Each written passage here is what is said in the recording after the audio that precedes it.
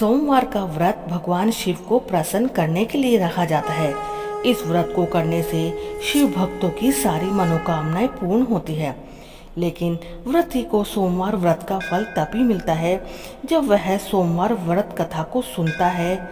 इस कथा के बिना सोमवार का व्रत अपूर्ण माना जाता है।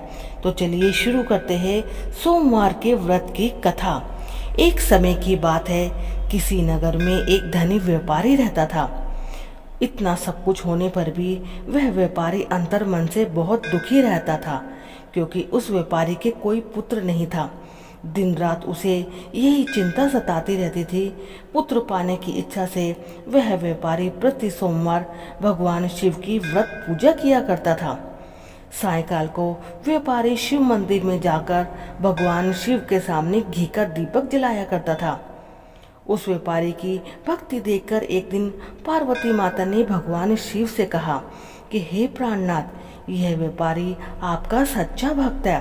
कितने दिनों से यह सोमवार का व्रत और पूजा नियमित रूप से कर रहा है। भगवान, आप इस व्यापारी की मनोकामना को अवश्य ही पूर्ण करें। पार्वती का इतना आग्रह देखकर भगवान शिव ने कहा, तुम्हारे आग्रह पर मैं इस व्यापारी को पुत्र प्राप्ति का वरदान तो दे देता हूँ, लेकिन इसका पुत्र सिर्फ 16 वर्ष से अधिक जीवित नहीं रहेगा। उसी रात भगवान शिव ने सपने में उस व्यापारी को दर्शन देकर उसे पुत्र प्राप्ति का वरदान दिया और उसके पुत्र के 16 वर्ष तक जीवित रहने की बात भी उसको बताई। भगवान के वरदान से व्यापारी को खुशी तो हुई, लेकिन पुत्र की अल्पायु की चिंता में उस खुशी को नष्ट कर दिया। व्यापारी पहले की तरह ही सोमवार का व्रत विधिवत करता रहता। कुछ महीने पश्चात उसके घर में एक अति सुंदर पुत्र उत्पन्न हुआ, जिससे व्यापारी के घर में खुशियां भर गई। बहुत ही धूमधाम से पुत्र जन्म का समारोह मनाया गया। व्यापारी को पुत्र जन्म की अधिक खुशी नहीं हुई, क्योंकि उसे पुत्र की अल्पायु के रहस्य का पता था। यह रहस्य घर में किसी को भी नहीं मालूम था। विद्वान ब्राह्मणों ने उस पुत्र का नाम अमर रखा। जब अमर 12 वर्ष का हुआ तो शिक्षा के लिए उसे वाराणसी भेजने का निश्चय हुआ। व्यापारी ने अमर के मामा दीपचंद को बुलाया और कहा कि अमर को शिक्षा प्राप्त करने के लिए वाराणसी छोड़ आओ। अमर अपने मामा के साथ शिक्षा प्राप्त करने के लिए चल दिया। रास्ते में जहाँ भी अमर और दीपचंद रात्रि में विश्राम के लिए ठहरते, वहीं यज्ञ करते और ब्राह्मणों को भोजन कराते। लंबी यात्रा के बाद अमर और दीपचंद एक नगर में पहुंचे।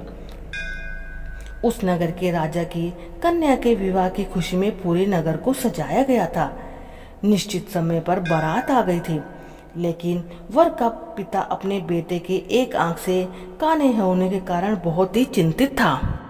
उसे इस बात का भय सता रहा था कि राजा को इस बात का पता चलने पर कहीं वह विवाह से इनकार न कर दे, इससे उसकी बदनामी होगी।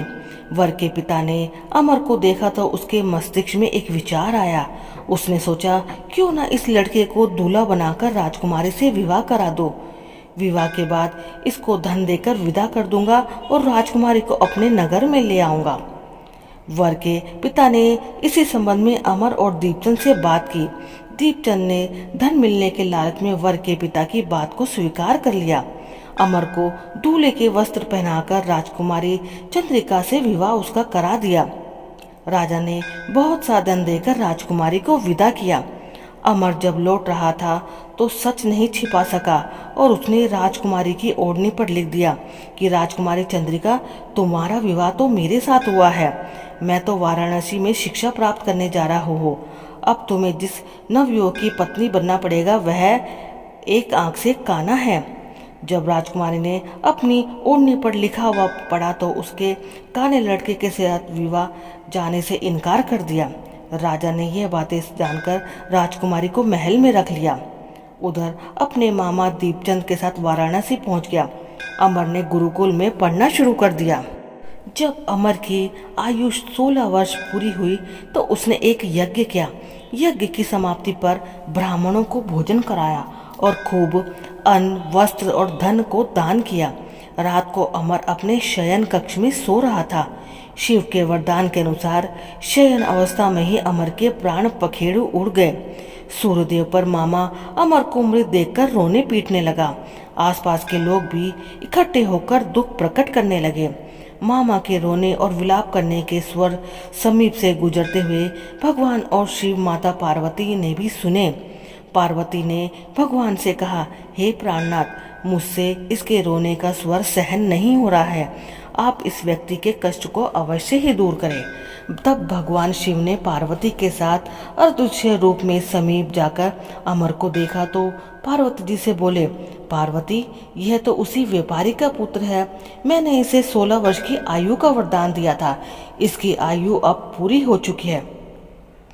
पार्वती ने फिर भगवान शिव से निवेदन किया कि हे प्राणनाथ, आप इस लड़के को जीवित करें, नहीं तो इसके माता पिता पुत्र की मृत्यु के कारण रो रो कर अपने प्राणों का त्याग कर देंगे। इस लड़के का पिता तो आपका परम भक्त है, वर्षों से सोमवार का व्रत करते हुए आपको भोग लगा रहा है।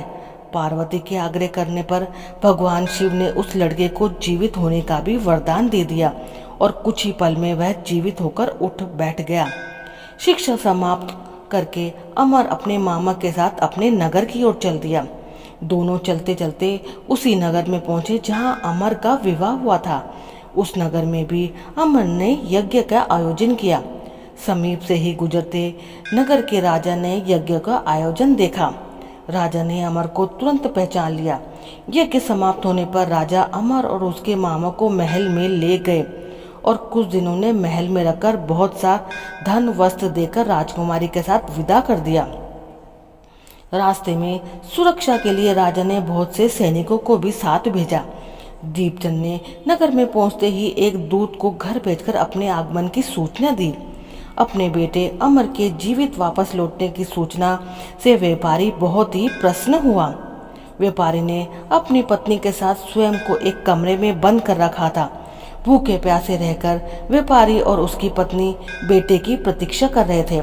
उन्होंने प्रतिज्ञा कर रखी थी कि यदि अपने बेटे की मृत्यु का समाचार मिला तो वे दोनों अपने प्राण त्याग देंगे।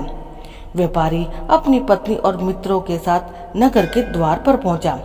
अपने बेटे का विवाह का समाचार सुनकर पुत्र वधू राजकुमारी चंद्रिका को देखकर उनकी खुशी का ठिकाना ना रहा। उसी रात भगवान शिव ने व्यापारी के स्वप्न में आकर कहा, हे श्रेष्ठ जी, मैंने तेरे सोमवार के व्रत करने और व्रत कथा सुनने से प्रसन्न होकर तेरे पुत्र को लंबी आयु प्रदान की है। व्यापारी बहुत प्रसन्न हुआ। सोमवार का व्रत करने से व्यापारी के घर में खुशियां लौट आई। शास्त्रों में लिखा है कि जो भी स्त्री और पुरुष सोमवार का व्रत विधिवत करता है और व्रत कथा सुनता है अथवा पढ़ता है तो उसकी सभी मनोकामनाएं भोलेनाथ पूरी करते हैं। तो दोस्तों, ये थी सोमवार के व्रत की कथा। ओम नमः शिवाय।